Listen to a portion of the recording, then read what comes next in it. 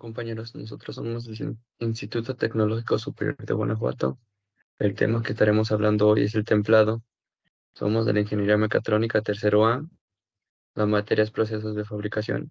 El docente impartidor de esta materia es Víctor Hugo. Los integrantes que componen el equipo son Cassandra Galilea Ibarra Barrientos, Christopher Jaudiel Molina Velázquez, América Ciclali Aguilera Cabello, Ilan Axel Montenegro Ramírez, Miguel Ángel Palafox Ramírez y su servidor Miguel Ángel Fonseca Sandoval. ¿Qué es el templado? El templado es un tratamiento térmico que se emplea para incrementar la dureza de las lesiones de hierro. Es también una técnica para aumentar la dureza del vidrio. El templado del acero consiste en un calentamiento a temperatura superior al punto crítico A, seguido de un enfriamiento rápido a velocidad superior a la crítica del temple.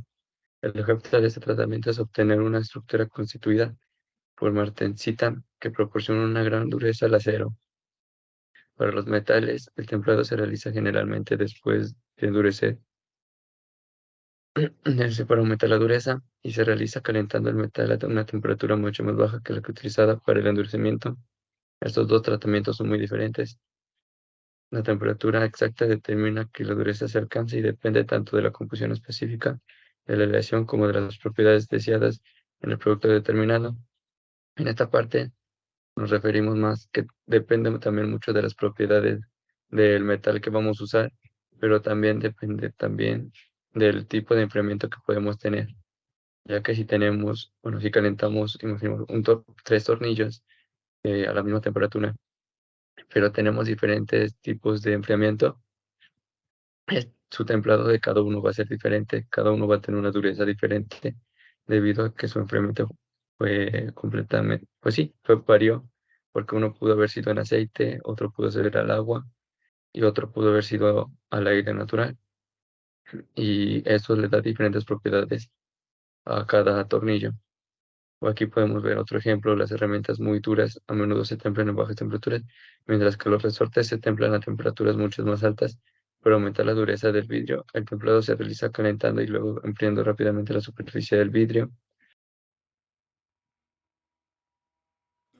Hola, mi nombre es Dylan Axel Montero Ramírez y yo le voy a hablar sobre los tipos de temple.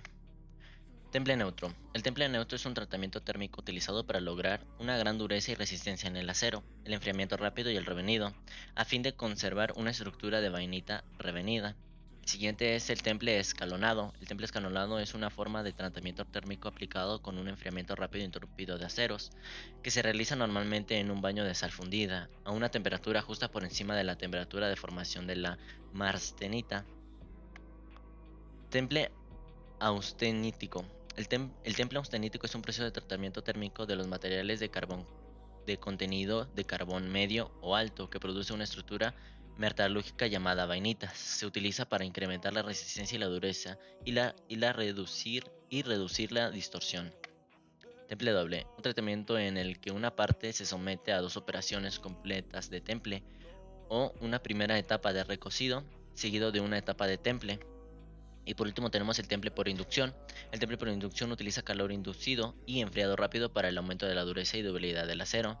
La inducción es un proceso sin contacto que rápidamente genera un calor controlable, localizado e intenso. Con la inducción solamente se calienta el área de la pieza a ser templada. Beneficios. Dependiendo del tipo de acero, el temple neutro aporta varias ventajas. Las piezas pesadas pueden obtener una combinación óptima de gran resistencia, solidez y, en su caso, resistencia a la temperatura.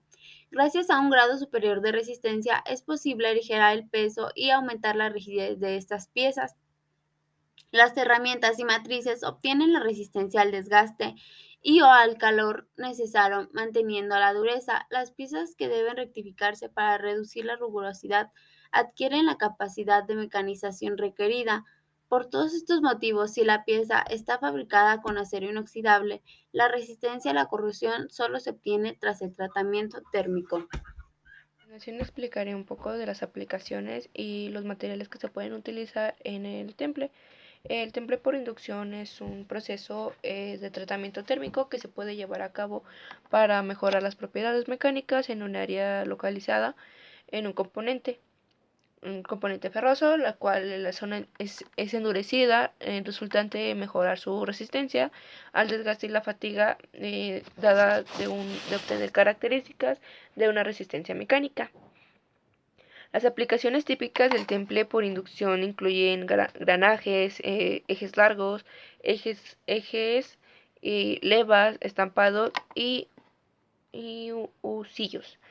Las piezas en las mayorías de las veces son simétricas. El temple por inducción se puede utilizar para fortalecer un área específica de una pieza, una sola pieza, endurecimiento de la superficie en las áreas seleccionadas.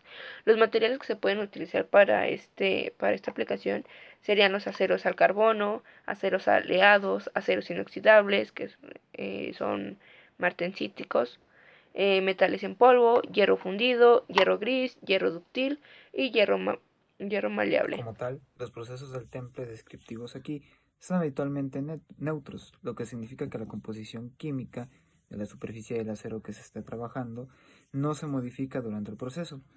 El temple directo por enfriamiento es la práctica más habitual para el endurecimiento del material. El primer paso permite calentar en etapas hasta la temperatura del temple, que está según el tipo de acero, normalmente entre los 800 y 1220 grados, a una temperatura entre 730 y 900 grados centígrados. Esto dependiendo del tipo de acero con el que se esté trabajando. Se produce una transformación de la microestructura de la austenita. El segundo paso consiste en mantener esta temperatura del temple y austenitación para igualar la temperatura de las piezas y poder transformar la microestructura de la austenita. Sin embargo, esto aporta una reducción en el volumen específico. Como último paso consiste en enfriar la pieza directamente desde la temperatura de austenización en un medio frío. Este tipo de enfriamiento es normalmente en agua, sal líquida, aceite o nitrógeno a alta presión. Esto dependiendo del tipo de acero normalmente con el que se utiliza y de las dimensiones de la pieza.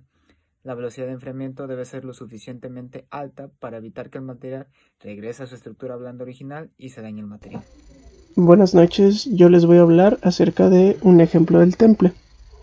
Como sabemos, las aplicaciones típicas de un temple por inducción incluyen piezas como engranajes, ejes, levas, estampados y husillos. Piezas las cuales en su mayoría pues tienen que ser simétricas. El temple por inducción se utiliza para fortalecer un área específica de una pieza.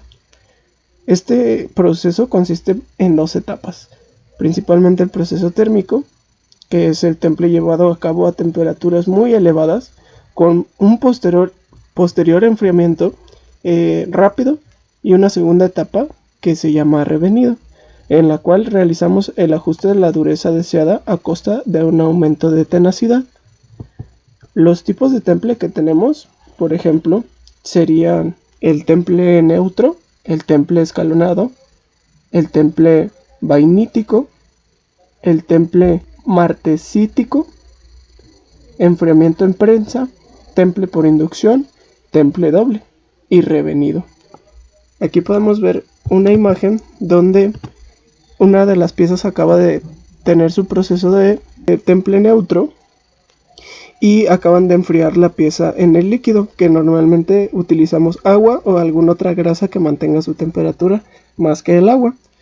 En el caso de la otra pieza, lo que están haciendo es que una vez terminada la pieza de fabricarse, entonces se baña directamente con una manguera.